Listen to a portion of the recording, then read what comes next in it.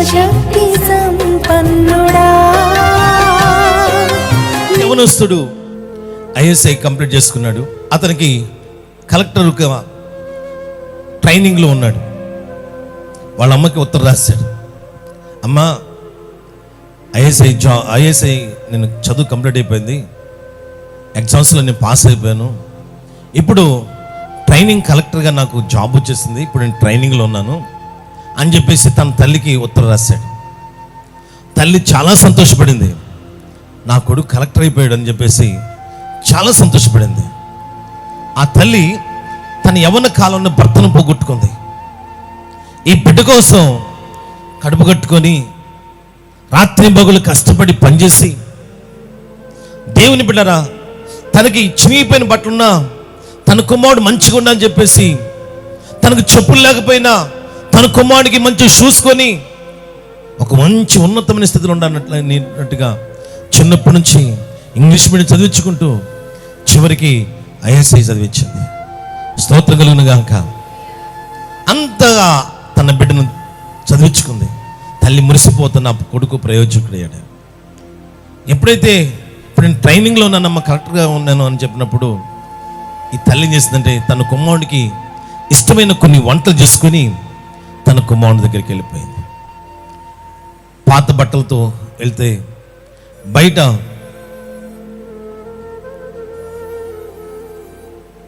Office బయట నుండి వాళ్ళు చూసి, ఎవరమ్మా నువ్వు, ఎవరు కావాలి అని అడిగారు. నేను పలానా నా కుమారుడు కలెక్టర్ అయ్యా, వాళ్ళ అమ్మని వచ్చానని చెప్పాను. వెళ్ళేసి వీళ్ళు చెప్పారు, సిబ్బందులు చెప్పారు, సార్ మీ అమ్మ వచ్చిందంట అని. చూశాడు, వాళ్ళ అమ్మని చూశాడు. చినిగిపోయిన బట్టలు, మాసిపోయిన బట్టలతో వచ్చింది. షేమ్గా ఫీల్ అయ్యాడు. ఏమన్నాడంటే, ఆమెను పంపించేసేయండి, ఆమె మా అమ్మ కాదు, మా ఇంట్లో పని మనిషి అని చెప్పాడు. వాళ్ళు వచ్చి అడిగారు, అమ్మా నువ్వు పని మనిషి అంటే కదా, కలెక్టర్ గారు రమ్మని చెప్పి అంటే ఆమె గుండె బద్దలైపోయింది. అప్పుడు ఆమె అంది, అయ్యా అబ్బాయి నా కొడుకు కంటే ఎక్కువ అయ్యా, ఆ ఇంట్లో నీ పని మనిషినే అని చెప్పేసి ఆ కన్న పేగులు గిర్రున లోపల మెలివేసిపోయినాయి. వేదనతో తిరిగి ఇంటికి వెళ్ళిపోతూ ఆ పరిస్థితిని తట్టుకోలేక రోధించుకుంటూ ఇంటికి వెళ్ళిపోయింది. ఇంటికి వెళ్తున్న క్రమంలో పక్కింట్లో ఒక సంఘటన చూసింది ఆమె. తన మేనగోడలు తన భర్తను తీసుకొని వాళ్ళ అత్త దగ్గరికి వెళ్ళి అత్తతో చెప్తుంది, అత్త మీ అబ్బాయి ఉద్యోగం పర్మనెంట్ అయింది, మొట్టమొదటి శాలరీ వచ్చింది అత్త, అందుకని నేను చెప్పాను, ఈయనకి చెప్పాను, ముందు అత్తమ్మకి బట్టలు కొనుకెళ్దామండి, ఈరోజు మనం ఈ పొజిషన్లో ఉన్నామంటే ఆమె కదా కారణం అని చెప్పేసి తన భర్తని బట్టల షాపుకు తీసుకెళ్ళి మంచి బట్టలు కొనుక్కొచ్చేసి ఆ బట్టలు ఆమె చేతిలో పెట్టి ఇద్దరు భార్యాభర్తలు పాదాభివందనం చేస్తూ కృతజ్ఞత తెలియజేస్తూ ఉంది. ఈ కోడలు తన అత్తను ముద్దు పెట్టుకుంటుంది. సరిగ్గా ఆ సంఘటన చూడగానే ఈమె గుండె పగిలిపోయింది, హృదయం బద్దలైపోయింది.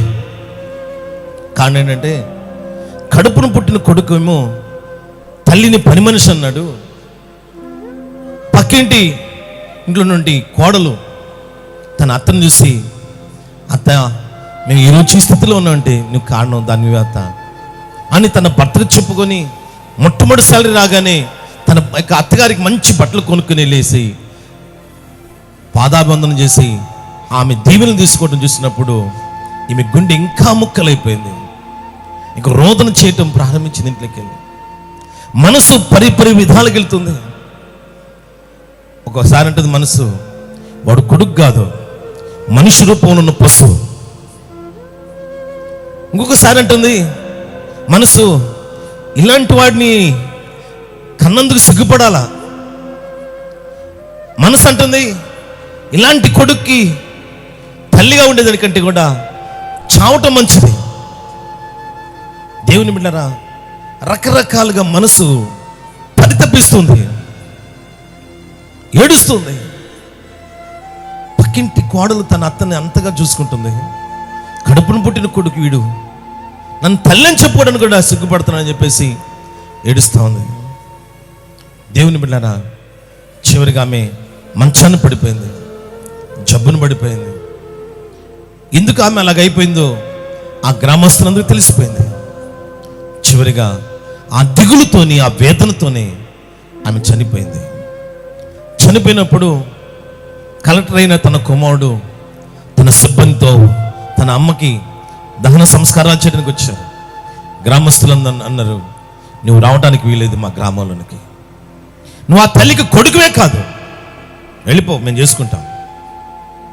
పని మనిషికి నువ్వు దహన సంస్కారాలు చేయాల్సిన అవసరం లేదని చెప్పేసి గ్రామస్తులందరూ కూడా ఆయన్ని ఇంట్లోకి రావడానికి, ఆ గ్రామంలోకి రావడానికి కూడా అనుమతించలేదు. అవమాన భారంతో వెళ్ళిపోయారు. చూడండి, తనకు ఉన్న హోదా తన తల్లి అని చెప్పడానికి అడ్డం వచ్చింది. అక్కడ అహం అనేది, గర్వం అనేది అడ్డుపడింది. చివరికి అతడు గొప్పవాడైనప్పటికీ ఆ గర్వంతో తను కట్టుకున్న గోడ తన జీవితంలో అతడు ఒక సంస్కారహీనుడిగా, చరిత్రహీనుడిగా తన జీవితంలో మారిపోయింది. నేనేం చెప్పాను, సరిగ్గా ఇటువంటి సంఘటన కొన్ని సంవత్సరాల క్రితం ఏసీ కాలేజీ మహావైభవంతో ఉన్న రోజుల్లో ఒక విద్యార్థి విషయంలో ఒక తల్లి ఇలాగనే గాయపరచబడింది. ఆమె ఏసీ కాలేజీ నుంచి తన ఇంటి వరకు బోర్ను ఏడ్చుకుంటూ వెళ్ళి చివరిగా ఆమె ఉడి వేసుకుని చనిపోయింది. చూడండి, ఆ తల్లి తన పాత బట్టలు వేసుకొని తన కుమారుడికి మంచి బట్టలు కొంది. ఆమె చెప్పులు లేకుండా నడుస్తూ తన కుమారుడికి షూస్ కొంది. కానీ కృతజ్ఞత లేదు, గర్వం దేవుని బిడ్డ వాడిని గుడ్డివాడిగా చేసింది. చివరికి ఏమైపోయాడంటే, వాళ్ళకి చదువు హోదా ఉంది కానీ ప్రజల దృష్టిలో అవన్నీ కూడా పాతాళంలోకి పడిపోయినాయి. పరిశుద్ధాత్మను ఏం చేయదు, దుఃఖపరచకూడదు. ఈరోజు మన ఆత్మీయ స్థితి ఏ విధంగా ఉంది? పరిశుద్ధాత్మని దుఃఖపరిచే విధంగా మనం మాట్లాడుతున్నామా? మన ప్రవర్తన ఎలాగుందో ఒకసారి మనల్ని మనం పరీక్షించుకోవాల్సిన వారు అయినా.